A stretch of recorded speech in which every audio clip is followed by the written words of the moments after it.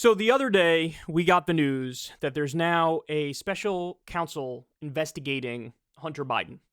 And look, I think it's a good thing because this congressional investigation, let's keep it real, is just a virtue signal fest. That's all it is.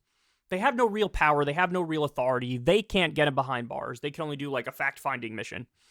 And so the only way you're going to be able to go after him is if there's state cases against him or if there's a special counsel and you have, the Department of Justice or somebody else go after him and bring up actual charges, right? So the plea deal fell apart with him, and we went into the details of that. He was brought up on some sort of a gun charge and also on some tax charges. He thought he was going to go down on those things, but also get immunity for all of his potential crimes. But that's not what the deal was really about. The deal was like, okay, we'll charge you on this tax thing and this gun thing, and we won't go after you for tax and gun things anymore. We're only going to, but corruption stuff is still, if they're going to investigate and they're going to find something, you might still go down on some corruption stuff. Well, he didn't want that. He wanted immunity for everything else. So that deal fell apart. Well, the reaction from the right I found so incredibly dishonest and disingenuous. And it shows they're a victim culture. They never, even if you give them exactly what they say they want, they still whine and cry and bitch and moan. Guys, this happened with the overturning of Roe v. Wade. It's like one of their main things they've always wanted my entire life for decades and decades and decades. Since Roe v. Wade was a thing, they were like, we got to get rid of this. This is our ultimate goal. So then the Supreme Court throws it out, and they're still whining and crying and bitching and moaning. Why? Because there was a leak beforehand about how the Supreme Court is going to make this decision. Even on the day that it was overturned, they were like, this is still tarnished by the fact that somebody leaked this early to the media. It's like, just take your W, you freaks. Jesus Christ. So anyway, I say all that to show you this. Here's what they were saying on Fox News. The particular host here is Greg Jarrett. Here's what they were saying about what should happen vis-a-vis Hunter Biden before and now. Watch this.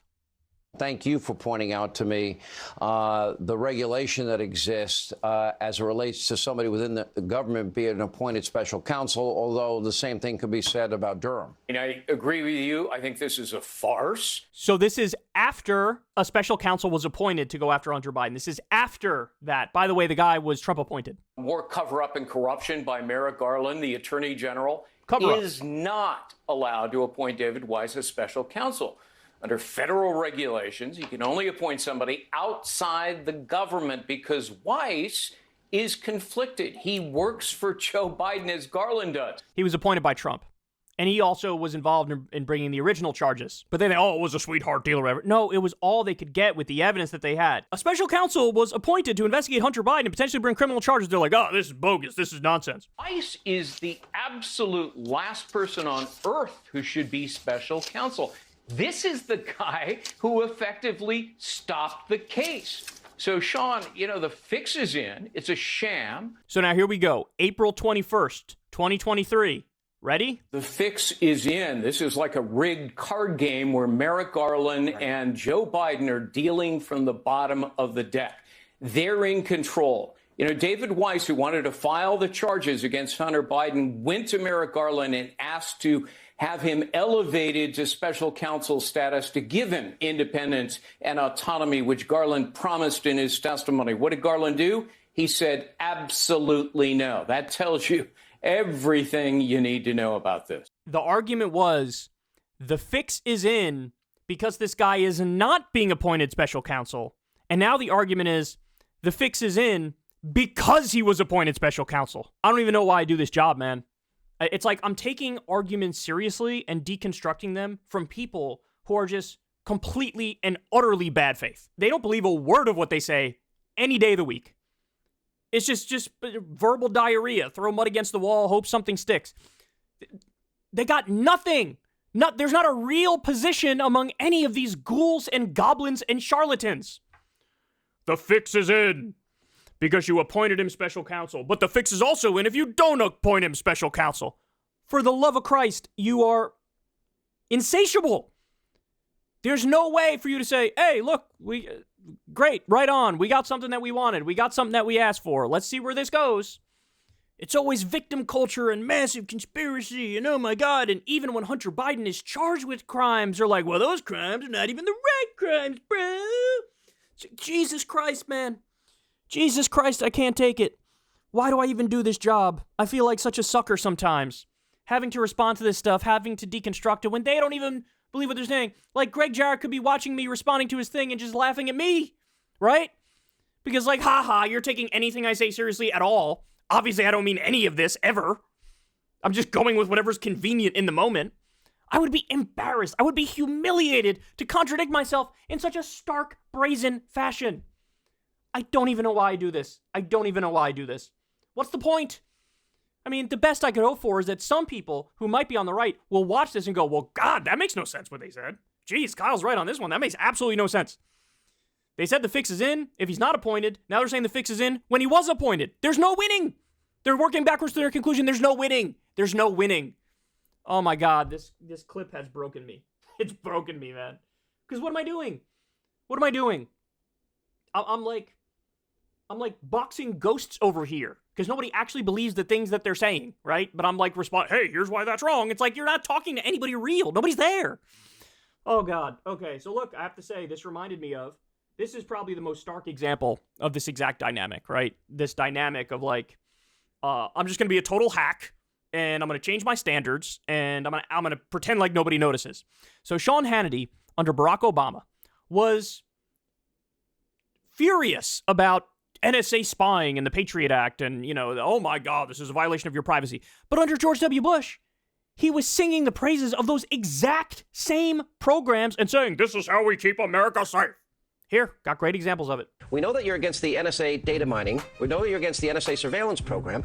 So the question is, where does the Democratic Party, what will you do if you're elected to power to make our country safer in the war on terror? Specifically, what will your party support? Your party brags about killing the Patriot Act. You don't want the NSA surveillance. You don't want data mining. We have Pat Leahy saying that he doesn't want a NSA surveillance program. Nancy Pelosi, the woman who'd love to be speaker, she's against the NSA surveillance program. Yeah, sure. You mentioned that, and you mentioned the very specific things, the Patriot Act, the NSA surveillance program. The party that's weak on national defense, that doesn't want the Patriot Act, the NSA program, the data mining program. Is it right to say that, for example, on issues involving national security, be it the NSA surveillance program, the data mining program, the Patriot Act, Guantanamo Bay, that Democrats are weak on issues involving national security? And our techniques are working. We've got the NSA program here. We've got the Patriot Act program here. In light of this, how close this was, it's staggering to me that we're even debating the use of these techniques in this country, even at this time. Big Brother is monitoring your every move, whether it be online or on the telephone. So let's talk about why this story, why is this important to you? Number one, this is America. And as law-abiding American citizens, you have a right to privacy. Number two. This is literally the exact same program. Nothing changed. Exact same. Heroic and necessary under George W. Bush. Evil spying, taking away your rights under Barack Obama. The same program. These actions by the Obama administration are a clear, very clear violation of the Fourth Amendment, which prohibits unreasonable search and seizure. Number three, the Constitution. It is our rule of law. If we do not respect and honor the Constitution, then anarchy and tyranny will there follow. By the way, the correct position on that issue is the thing he was saying during the Obama years. He should have said that during the Bush years too. But he would never, because he's a rank partisan hack. He believes in nothing. And I'm the sucker over here responding to them like they're serious and like they're good faith. Know that this is the whole point of Fox News. It's grievance.